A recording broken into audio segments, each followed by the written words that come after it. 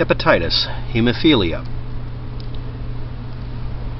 human immune virus, HIV, acquired immune deficiency syndrome, AIDS, clotting factor 8, sometimes called factor Ed incorrectly, and factor Aid for some reason.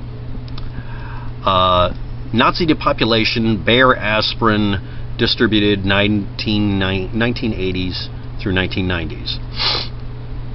Cutter Corporation. Before screening was available, proper screening for HIV and AIDS, and also the ability to screen blood plasma and blood donations, tainted products that were made from blood and also tainted blood were in the system, in the system that provides us with blood plasma and blood products that can be used to create medication. Most of the medications in this case are for people who have blood that lacks a specific characteristic. In this case, we're talking about hemophilia. This meant that people, since there was no real, comprehensive screening of blood, because there was no impetus to do so, people also got hepatitis from this sort of thing, and various other diseases that could be transferred through blood. One of the ways to prevent this from happening was to take the raw material, the plasma, and effectively try to sterilize it by heat treating it to where it would be the least likely to transfer any form of disease, including viruses. Viruses, if you don't know this, unless they're encased in some other material or inside of a cell, they die. They don't tolerate pH changes or temperature changes very well. So heat treating would be somewhat effective, if not very effective, depending on the virus. Anyway, in the 1980s, early 1980s, companies had a voluntary agreement with the FDA to withdraw any old medicines or blood products or blood-based medications made from concentrates of large pools of donated plasma that were available before HIV testing and other testings, including against hepatitis, were made available.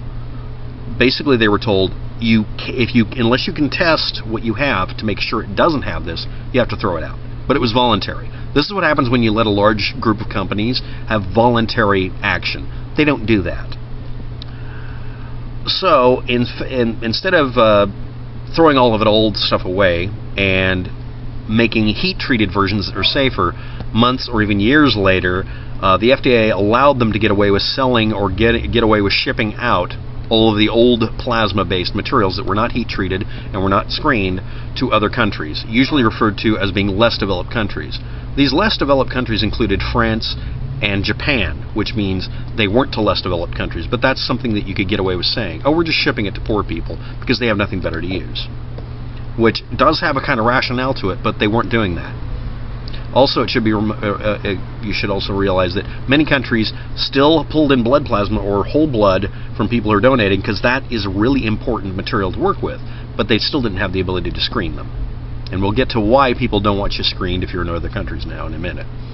But anyway, Cutter, the corporation underneath Bayer, etc., and several other companies, were accused of or found to be guilty of dumping AIDS-tainted medications and blood products overseas.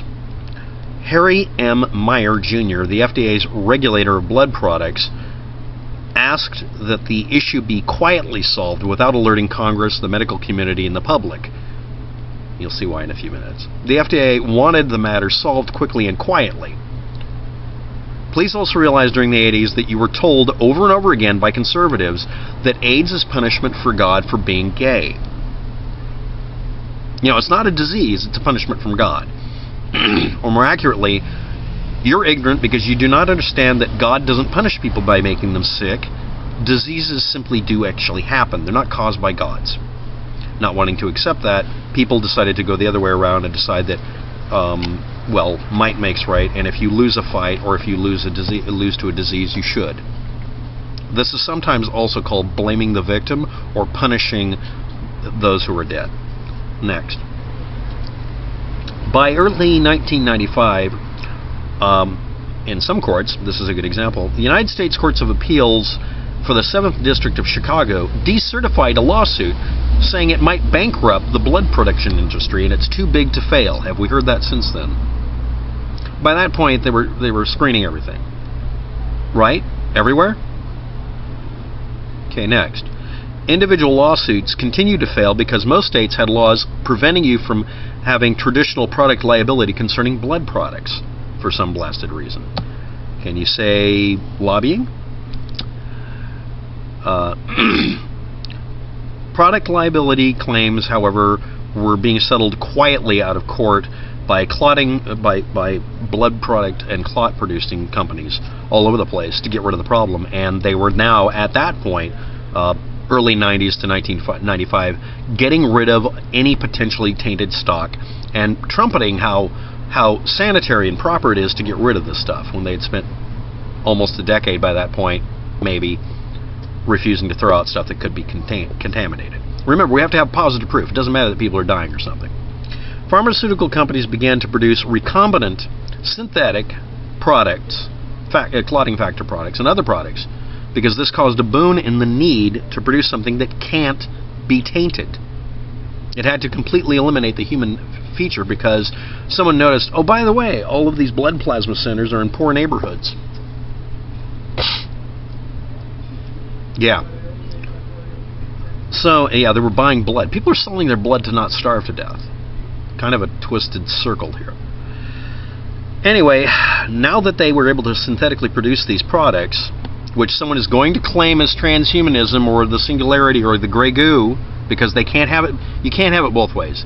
You either want everything natural and wholesome, whatever you want to call it, with people still dying, or you get rid of the death rate and then claim everybody's violating the will of God. Again, remember, if you die from something, it's God's will. This is the attitude of these people that I'm dealing with here.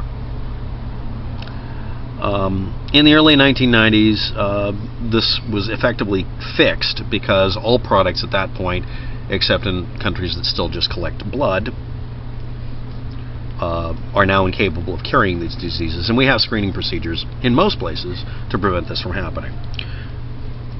So, since they're no longer made from any kind of donated blood or any human products of any kind, there is no risk of any kind of infection transferring, even from Bayer.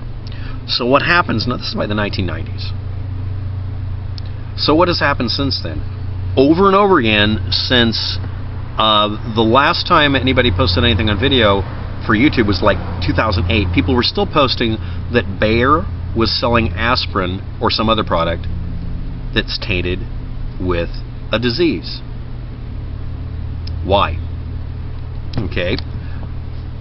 Here we go. Remember, if you have a disease, you're supposed to die from it according to God's will. So it's rational for someone to tell you not to use anything to cure or treat hemophilia. Right? That makes perfect sense if you have that attitude. Okay, if you're in a foreign country, you probably already heard this story before, but I'll tell you about it. In every other country on the planet where people are poor and somebody wants to be elected, they accuse the U.S. government of tainting medicine that's supposed to cure you of something with something that causes it, because that makes no sense. But if they scare people, they'll obey whoever scared them, because they have no other access to information. See also a certain satellite that didn't go up in orbit to give people access to the internet so they could double check whether they're being lied to by their politicians. The politician that scares you the most gives you a reason to give them all of the votes. See also Trump versus Hillary. Neither side is trumpeting their ability to fix any of these problems. They're just telling you how bad the other side is. No, none of you are any better than the people in the middle of Africa hearing someone telling you that that guy over there trying to keep you from dying from Ebola, they're telling them that they're trying to cause Ebola. Meanwhile, their leaders are trying to lower the population by getting as many of them dead as possible, by telling them AIDS is a conspiracy. You have people in the United States parroting this subject, and they don't care about you electing those people. They want you to elect them in the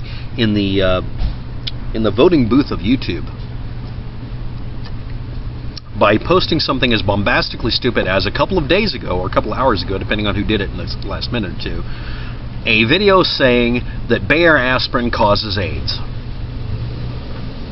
Instead of the story I just told you, which is documented, factual, and still evil, and the FDA was in on it. This is the one time someone's actually presented me with an incident where the FDA was complicit in something. Soft complicit, but still very complicit. And the order of the number of people is anywhere from about 2,000 people to 100,000 people worldwide. We'll never know the exact number because AIDS went berserk, wildfire in every country due to transmission, because people kept getting told that, remember, AIDS is punishment from God. You can't get AIDS if you pray. Pray away the gay, pray away disease, and when you die, that'll just drive people more towards whoever they're voting for, to whatever their savior is. And does anybody wonder why I have an extreme problem with politicians and religious fanatics lying and scaring you and making sure you die? Thanks for watching. Have a good day, and good luck with all that.